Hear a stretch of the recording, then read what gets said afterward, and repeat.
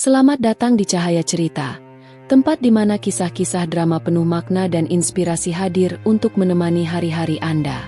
Jangan lupa untuk like, komen, dan subscribe agar tidak ketinggalan cerita terbaru dari kami. Kilauan. Pagi itu, suasana PT Garuda Jaya yang biasanya dipenuhi suara mesin fotokopi dan ketikan keyboard mendadak berubah riuh. Semua berawal dari kemunculan seorang office boy baru bernama Raka. Pemuda berusia sekitar 23 tahun itu melangkah masuk ke lobi dengan seragam OB sederhana, kemeja biru pudar, celana hitam, dan sepatu yang terlihat terlalu bersih untuk pekerjaan lapangan. Namun yang membuat semua orang tertegun bukanlah pakaiannya, melainkan dirinya. Raka memiliki tinggi semampai, bahu tegap, kulit cerah, dan raut wajah yang begitu simetris hingga terlihat seperti karakter drama Korea yang salah lokasi syuting. Rambutnya rapi, sedikit jatuh ke dahi, memberikan kesan lembut namun tetap dewasa. Dan senyumnya, cukup membuat 3 staf administrasi yang sedang makan roti di pantry hampir tersedak bersamaan. Ya ampun, itu OB baru, bisik salah satu dari mereka. OB dari mana? Laboratorium genetik, sahut yang lain sambil menatap tanpa kedip. Bahkan para manajer yang biasanya sibuk dengan dokumen laporan tahunan sampai menghentikan langkahnya untuk memastikan mata mereka tidak menipu. Seorang manajer senior bahkan sempat menurunkan kacamatanya 2 kali, hanya untuk memastikan bahwa tampilan luar biasa tampan itu bukan halusinasi akibat kurang tidur. Meski mengenakan seragam paling sederhana di kantor itu, Raka berjalan dengan keanggunan yang tidak dimiliki oleh OB manapun sebelumnya. Gerakannya tenang, ritmis, hampir seperti model catwalk yang sedang berusaha merendah. Ia membawa keranjang alat kebersihan dengan santai, tetapi caranya memegang gagang mop saja terlihat elegan, sesuatu yang membuat beberapa staf perempuan berdeham pura-pura agar terlihat profesional. Namun di balik ketampanannya, ada satu hal yang membuat sebagian orang merasa aneh. Tatapan matanya tajam, penuh perhitungan, seolah ia sedang mengamati ruangan itu seperti seorang analis yang mempelajari pola. Cara ia berdiri pun lurus dan mantap, berbeda jauh dari pekerja baru yang biasanya gugup. Seolah ia bukan orang sembarangan. Dan pada pagi itulah, tanpa ada yang menyadarinya, kantor PT Garuda Jaya resmi kedatangan misteri terbesar yang pernah mereka jumpai. Dalam minggu pertamanya bekerja, Raka bukan hanya menjalankan tugas seorang OB, ia melampauinya. Bahkan istilah overqualified terasa terlalu lembut untuk menggambarkan kemampuannya. Seakan-akan setiap hari kantor mendapatkan kejutan baru yang membuat para karyawan bertanya-tanya, sebenarnya siapa pemuda ini? Contohnya, pada hari ketiga, mesin fotokopi di lantai 8 kembali mogok. Mesin itu sudah berkali-kali rusak dan teknisi resmi perusahaan bahkan sudah menyerah, mengatakan bahwa mesin tua itu lebih pantas dijadikan pajangan museum. Namun ketika seorang staf meminta Raka sekadar membantu memindahkan kertas dari mesin, ia malah membuka panel samping, mengutak-atik kabel, mengetuk satu bagian tertentu, dan mesin itu hidup kembali. Tidak hanya hidup, kinerjanya malah lebih cepat dari biasanya. Loh, kok bisa? Mas Raka, kamu belajar di mana? Raka hanya tersenyum sambil menutup panel.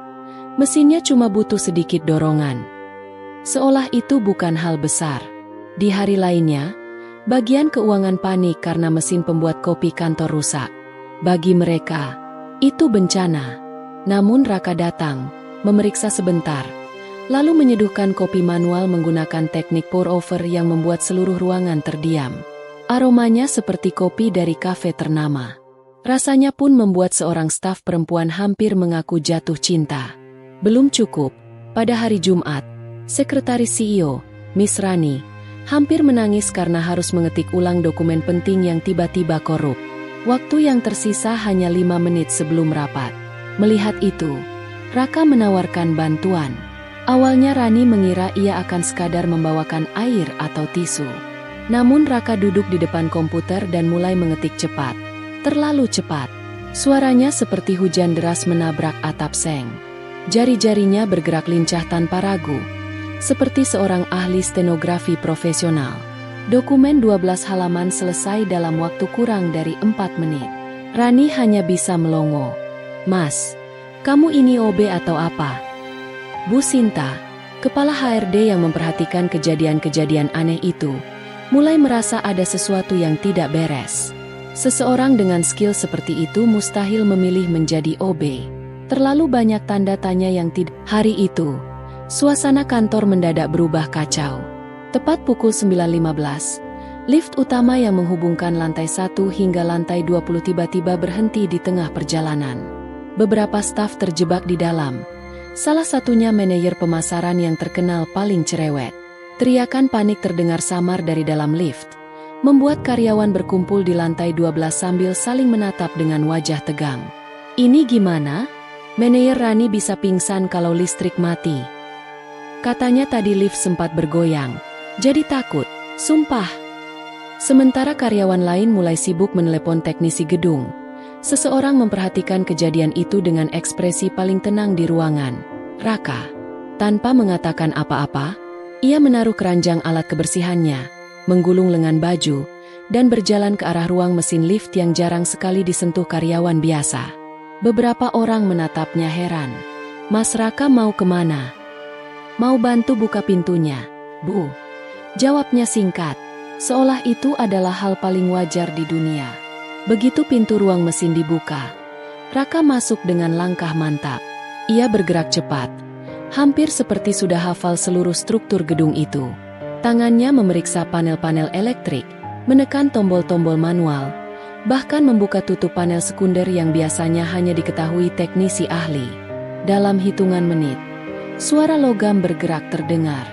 Lift yang sebelumnya terhenti mulai bergeser perlahan, turun sedikit demi sedikit. Karyawan yang menunggu di luar semakin panik, tetapi Raka tampak sangat fokus. Gerakannya presisi, tak ragu sedikit pun. 5 menit kemudian, pintu lift terbuka perlahan. Keluar, keluar cepat. Seseorang berteriak. Para staf yang terjebak langsung berhamburan keluar. Sebagian masih gemetar tapi lega. Dan di antara keributan itu, muncullah Raka dengan kemeja sedikit berdebu. Namun wajah tetap tenang seperti baru saja mengganti lampu, bukan memperbaiki sistem lift satu gedung. Saat itu barulah teknisi resmi gedung tiba, dengan napas terengah-engah karena dipanggil terburu-buru. Begitu melihat panel lift yang sudah ditangani dengan rapi, mereka terdiam. Siapa yang ngerjain ini? Seorang karyawan menunjuk Raka. Itu, OB baru. Teknisi saling pandang dengan wajah tak percaya. OB kok bisa beginian? Kabar tentang OB super tampan yang bisa memperbaiki lift, membuat kopi ala barista, dan mengetik secepat mesin mulai terdengar sampai ke telinga orang yang paling jarang memedulikan gosip kantor. Aldo Wiratmaja, CEO PT Garuda Jaya. Biasanya Aldo tidak pernah tertarik urusan remeh seperti siapa OB baru atau kenapa mesin fotokopi rusak. Namun kali ini berbeda. Terlalu banyak laporan aneh yang masuk padanya. Terlalu banyak untuk diabaikan. Sekretarisnya bahkan sampai berkata sambil berbisik, "Pak, maaf kalau saya lancang, tapi OB baru itu kayaknya bukan orang biasa." Aldo mengernyit. OB yang bukan orang biasa? Apa maksudnya? Rasa penasarannya akhirnya mengalahkan kesibukan. Ia memutuskan untuk turun langsung melihat pemuda yang jadi bahan pembicaraan seluruh departemen. Begitu keluar dari lift di lantai 10, ia mendengar beberapa staf berbisik-bisik. Mereka langsung diam begitu melihat CEO muncul. Namun bisikan itu cukup untuk membuat Aldo semakin penasaran. Yang bener tuh Raka bisa betulin server. Loh, gak ngerti lagi. Kayaknya dia punya kemampuan serba bisa. Ketika Aldo berjalan menyusuri lorong, ia melihat seorang pemuda sedang membersihkan kaca besar sambil menggantung di tangga aluminium.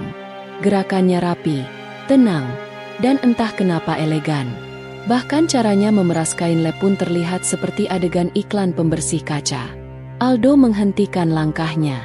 Itu dia? Bisiknya pada dirinya sendiri. Raka menuruni tangga perlahan, lalu membungkuk sopan saat melihat CEO mendekat. Tatapan matanya bersih, tajam, dan aneh. Ada familiaritas yang membuat Aldo merasakan sesuatu di dadanya. Sebuah ingatan lama yang tidak jelas bentuknya. "Namamu siapa?" tanya Aldo. Suaranya stabil namun penuh pengamatan.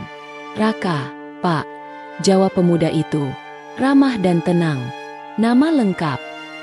Pertanyaan itu muncul spontan, seperti refleks seorang CEO yang mencium ada sesuatu yang tidak biasa.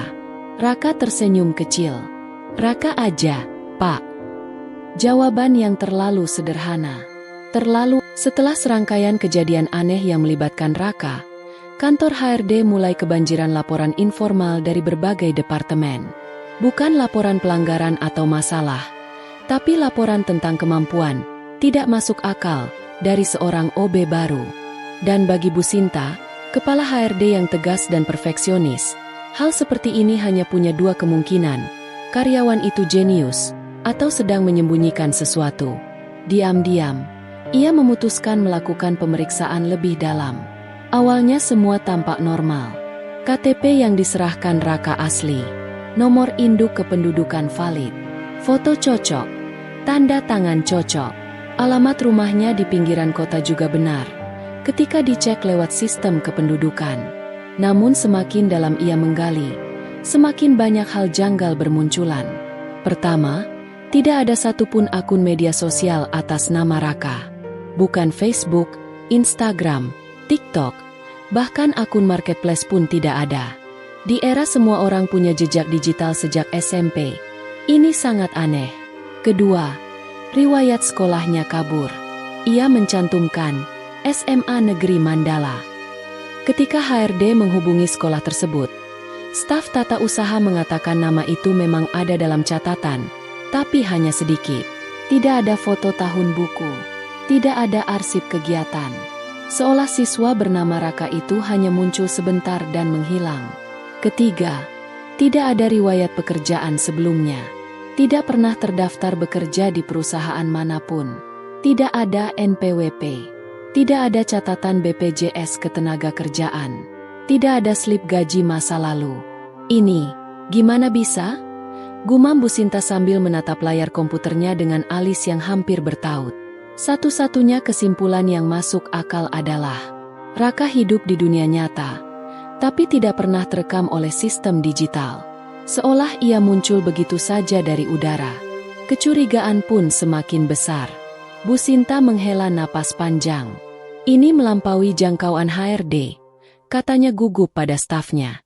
Akhirnya, ia mengambil keputusan besar, melapor langsung kepada CEO, Aldo Wiratmaja.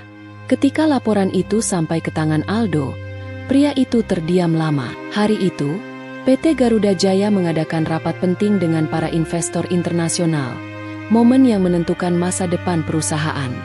Ruang rapat utama di lantai 20 telah dipersiapkan sejak pagi. Layar besar menyala, proyektor siap, dan setumpuk dokumen tersusun rapi. Semua manajer berseliweran memastikan tidak ada satupun kesalahan teknis terjadi.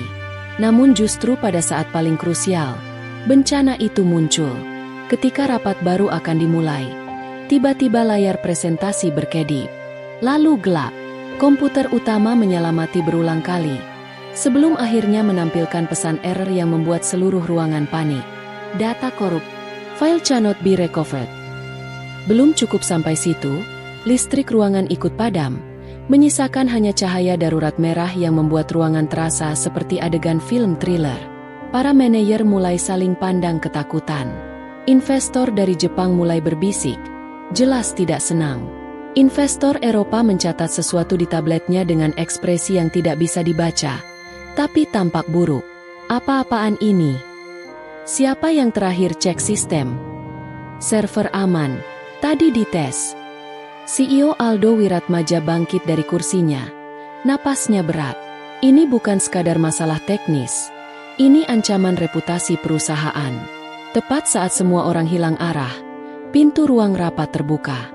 Raka masuk. Tenang, seperti tidak ada kekacauan sama sekali. Ia membawa kotak peralatan kecil, tapi wajah dan sikapnya sama sekali tidak menunjukkan kepanikan. "Maaf mengganggu, Pak," katanya. "Saya dengar ada masalah." Tanpa menunggu izin, ia langsung merunduk ke panel listrik darurat di sudut ruangan. Gerakannya cepat, terukur, sangat profesional. Tidak ada jejak ragu di tubuhnya. Hanya dalam hitungan detik, ia memutus aliran yang korslet dan mengalihkan daya ke jalur cadangan. Lampu kembali menyala. Sebelum siapapun sempat berkomentar, Raka sudah bergerak ke komputer presentasi. Jari-jarinya menari di keyboard, membuka akses ke direktori tersembunyi yang bahkan tidak diketahui oleh tim IT. Sistem ini punya backup otomatis yang terselinap. Saya dulu pernah lihat model seperti ini. Gumamnya pelan, hampir tidak terdengar. Ia mengakses folder yang terkunci dengan password kompleks, mengetikkannya dalam 1 kali percobaan.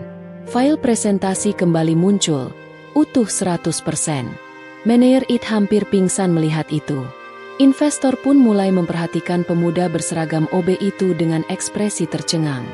Belum selesai, ketika presentasi akhirnya dimulai dan salah satu investor asing meminta penjelasan tambahan, Raka, yang seharusnya sudah keluar ruangan, justru maju. Ia menerjemahkan penjelasan CEO ke 3 bahasa sekaligus, Jepang, Inggris, dan Mandarin, tanpa menatap catatan, tanpa terhenti, lancar sempurna. Ruang rapat terdiam. Seorang investor Jepang sampai membungkuk kecil sebagai tanda hormat. Rapat yang tadinya hampir gagal total, berubah menjadi sukses besar. Setelah semua orang keluar, Aldo menghampiri Raka dengan langkah tegap. Tanpa berkata apa-apa, ia menarik lengan pemuda itu dan membawanya masuk ke ruang CEO. Pintu tertutup rapat. Aldo menatapnya tajam. "Kamu sebenarnya siapa?" Untuk pertama kalinya, Raka tidak bisa menghindar dari pertanyaan itu. Ia tersenyum tipis. Bukan senyum OB biasa. Bukan senyum pemuda sederhana. Senyum seseorang yang menyembunyikan masa lalu besar. Dan akhirnya, ia berkata pelan, "Sepertinya, sudah waktunya Bapak tahu." Setelah insiden rapat dengan investor, Aldo tidak bisa memejamkan mata sepanjang malam.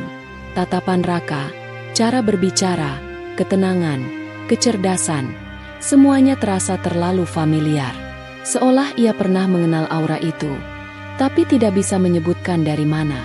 Akhirnya, ia pergi ke ruang kerja pribadinya, ruangan kecil di belakang kantor CEO yang jarang ia masuki kecuali saat membutuhkan ketenangan. Di sana terdapat laci besi berisi beberapa barang dari masa lalu, dokumen-dokumen lama, proposal pertama perusahaan, hingga foto-foto saat ia masih membangun PT Garuda Jaya dari nol. Saat ia membuka salah satu laci, jarinya menyentuh sebuah album kecil berdebu. Ia membukanya pelan. Di dalamnya, ada foto dirinya muda bersama seorang pria yang sangat ia hormati, Rendra Prabowo, pendiri Prabowo Tech, perusahaan teknologi terbesar di Asia Tenggara. Namun matanya berhenti pada satu foto lain, foto dirinya bersama putra Rendra, seorang remaja jenius yang waktu itu baru berusia 16 tahun, tapi sudah menciptakan 3 prototipe teknologi dan memenangkan kompetisi internasional. Nama remaja itu, Raka Prabowo. Aldo tertegun. Wajah di foto itu, meski lebih muda, garis matanya sama persis dengan OB yang ia lihat beberapa waktu lalu.